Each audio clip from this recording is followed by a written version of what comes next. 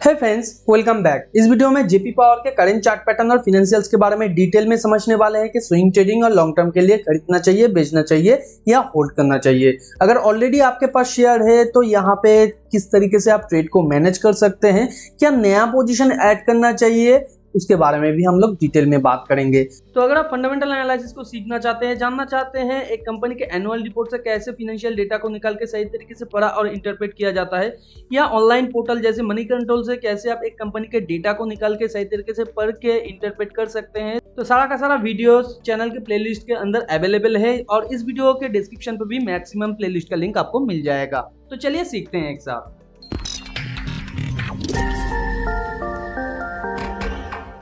तो जैसे कि आप स्क्रीन पे देख पा रहे हैं, जेपी पावर का ये वनडे का चार्ट है। वनडे के चार्ट में लगातार एक बुल ट्रेंड के अंदर था बहुत दिनों से।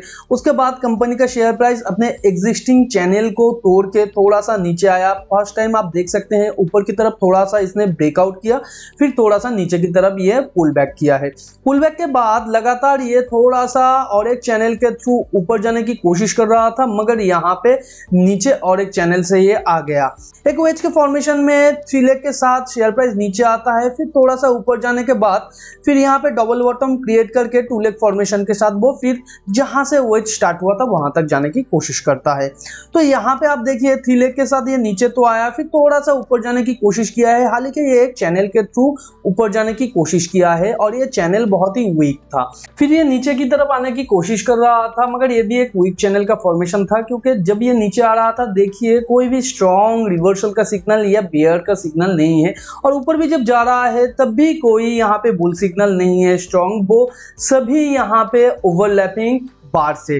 तो ये एक वीक चैनल का फॉर्मेशन है जहां पे ये चैनल ज्यादा दूर तक नहीं जा सकता या जाने का प्रोबेबिलिटी रखता नहीं है मोर देन 80% केसेस में। तो अभी ये फॉर्मेशन क्या हो रहा है ये तो हम लोगों को समझ में आ गया होगा, ये एक वेज का फॉर्मेशन हो रहा है। मगर करंट सिचुएशन में क्या हम लोग यहाँ पे पोजीशन ले सकते हैं, तो वो यहाँ पे थोड़ा देखिए। जब तक ये कोई बॉटम क्रिएट ना करके फिर एक हाई मोमेंटम के साथ ऊपर ना जाए, तब तक यहाँ पे स्विंग वालों के लिए तो पोजीशन यहाँ पे नहीं बनेगा।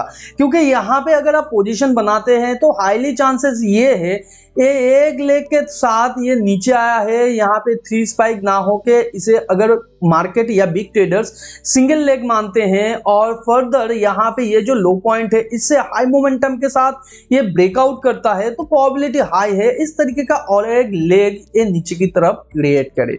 तो यहाँ पे अकलमंदी इसी में है, इसे बॉटम क्रिएट करने दे, फिर हाई मोमेंटम के साथ 1-2 स्ट्रॉन्ग बार के साथ ये ऊपर जाए। जिस चैनल के थ्रू ये नीचे आया था उसे तोड़ के अच्छा खासा ऊपर जाके ये सस्टेन करे।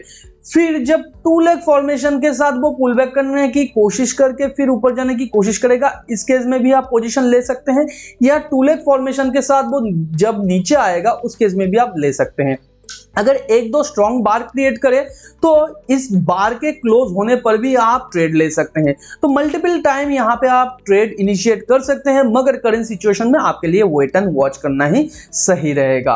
अगर आपके पास ऑलरेडी एग्जिस्टिंग स्विंग पोजीशन है तो आप यहाँ पे क्या कर सकते हैं, यहाँ पे आपको थोड़ा सा वेट एंड वॉच करना पड़ेगा। इस पॉइंट को यानी 14.20 के पॉइंट को आपको वेट एंड वॉच करना पड़ेगा। अगर ये 14 के प्राइस बैंड को तोड़ के नीचे आ जाता है हाई मोमेंटम के साथ, फिर और एक बार क्रिएट करता है, या नीचे ये बार काफी स्ट्रॉन्ग यानी उसका पूरा बॉडी स्ट्रॉन्ग रहता है, टेल नीचे की तरफ ज्यादा नहीं रहता है, तो उस केस में यहाँ पे आपको ये मान के चलना होगा यहाँ पे जितना भी ये प्राइस मूवमेंट किया है ऊपर से नीचे की तरफ, ये सिमिलर टाइप का और एक प्राइस मूवमेंट नीचे की तरफ कर सकता है। तो यहाँ पे आपके लिए वेट एंड वॉच करना ही सही रहेगा। अगर आप एग्जिस्टिंग पोजीशन के अंदर ऐड करना चाहते हैं तो यहाँ पे जिस तरीके से मैंने कहा है हाई मोमेंटम के साथ जब ये इस चैनल को तोड़ के ऊपर जाएगा, तो जिस केस में मैंने स्विंग ट्रेडर वालों को पोजीशन लेने के लिए कहा है उस केस में यहाँ पे पोजीशन बनेगा।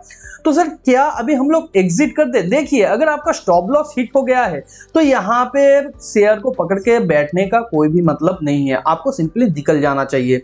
अगर आप ओवर पोजीशन लेके रखे हैं और आपको डर लग रहा है कि कंपनी में हमारा बहुत सारा लॉस हो गया है, तो ओवर पोजीशन आपको इमीडिएटली कट आउट करना चाहिए, क्योंकि ओवर पोजीशन में जब तक अब रहेंगे आप सही डिसीजन नहीं ले पाएंगे, आपके दिमाग में एक टेंशन बैठा रहेगा और राइट डिसीजन ना लेने के कारण फर्दर आपको ज्यादा लॉस भी झेलना पड़ सकता है। अगर आप लॉन्ग टर्म के लिए कंपनी के अंदर पोजीशन लेना चाहते हैं तो यहाँ पे कंपनी के क्वार्टर ऑन क्वार्टर रिजल्ट को आपको जरूर देखना चाहिए। पिछले 3 क्वार्टर से company year on year basis पे लगातार अपने रेवेन्यू को इंक्रीज कर रहा है। इसका सिंपली मतलब है जून के क्वार्टर में जितना भी रेवेन्यू है पिछले साल के जून के क्वार्टर से ज्यादा, मगर ये क्वार्टर ऑन क्वार्टर रेवेन्यू को इंक्रीज नहीं कर पा रहा है क्योंकि मार्च के क्वार्टर में आप देखिए 1863 था और जून के क्वार्टर में 1779, तो ये क्वार्टर ऑन क्वार्टर डिक्रीज हुआ है। कंपनी का जो ऑपरेटिंग प्रॉफिट मार्जिन है वो पिछले कई क्वार्टर से थोड़ा सा यहाँ पे इंप्रूव होता दिखाई दे रहा है, थोड़ा सा या हम लोग कह सकते हैं अच्छा खासा। उसके साथ कंपनी अपना इंटरेस्ट पेएबल को भी मैनेज कर रहा है, ये ज्यादा नहीं बढ़ रहा है। नेट प्रॉफिट भी कंपनी अच्छे तरीके से बढ़ा पा रहा है। कंपनी के एनुअली रेवेन्यू ट्रेंड अगर देखें तो ईच एंड एवरी ईयर ये ग्रो कर रहा है, ये एक पॉजिटिव चीज है, मगर जिस तरीके से इसका रेवेन्यू ग्रो हो रहा है उस तरीके से इसका ऑपरेटिंग प्रॉफिट मार्जिन ग्रो नहीं कर रहा है, ऑपरेटिंग प्रॉफिट ग्रो नहीं कर रहा है, तो धीरे धीरे प्रॉफिट मार्जिन कम होता दिखाई दे रहा है। कंपनी का इंटरेस्ट पेएबल धीरे धीरे कम होता दिखाई दे रहा है, तो ये एक पॉजिटिव चीज है। उसके साथ कंपनी का जो नेट प्रॉफिट है उसके अंदर भी ग्रोथ आया है, तो ये और एक पॉजिटिव चीज है। ओवरऑल कहा जाए ईयर ऑन ईयर का रिजल्ट सही चल रहा है अभी तक। कंपनी का कुछ की रेशियो अगर हम लोग देखें तो आरओई को देखना मैं पसंद करता हूं। आरओई धीरे धीरे कंपनी इंप्रूव कर रहा है, उसके साथ साथ आरओसीई भी। कंपनी का बुक वैल्यू पर शेयर यहाँ पे धीरे धीरे इंक्रीज हो रहा है, हालांकि के ये ज्यादा इंक्रीज नहीं हो पा रहा है। डेट टू इक्विटी भी कंपनी धीरे धीरे कम कर रहा है, तो ये और एक अच्छा चीज है। ओवरऑल कहा जाए तो एज पर फाइनेंशियल कंपनी का जो ग्रोथ है वो हम लोगों को सही दिखाई दे रहा है। आने वाले टाइम पे कंपनी इसे और इम्प्रूव कर सकता है अपने ऑपरेटिंग प्रॉफिट मार्जिन को इंक्रीज करके, जिससे कि नेट प्रॉफिट भी इंक्रीज हो जाएगा।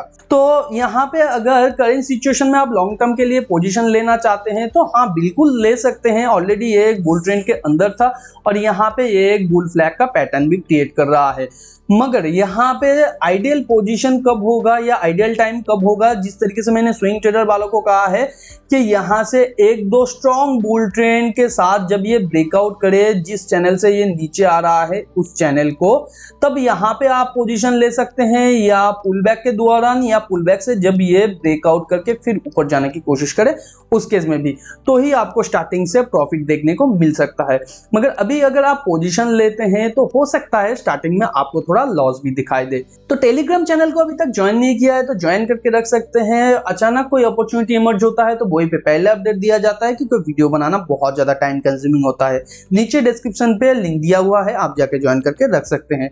वीडियो के बारे में कोई भी क्वेश्चन या डाउट हो, या आप किसी और कंपनी के फाइनेंशियल और टेक्निकल के बारे में डिटेल में समझना चाहते हैं तो नीचे कमेंट में लिख सकते हैं, मैं उसके ऊपर भी डिटेल वीडियो बनाने की पूरी कोशिश करूंगा। वीडियो अगर नॉलेजेबल लगे तो वीडियो को लाइक एंड शेयर कीजिए अपने उन फ्रेंड्स एंड फैमिली के साथ जो फाइनेंस और स्टॉक मार्केट में इंटरेस्ट रखते हैं। चैनल पे नया है तो चैनल को सब्सक्राइब करके बाजू में जो बेल आइकन है उसे भी हिट कर दीजिए, ताकि नए वीडियो का नोटिफिकेशन आप लोगों को तुरंत मिल सके।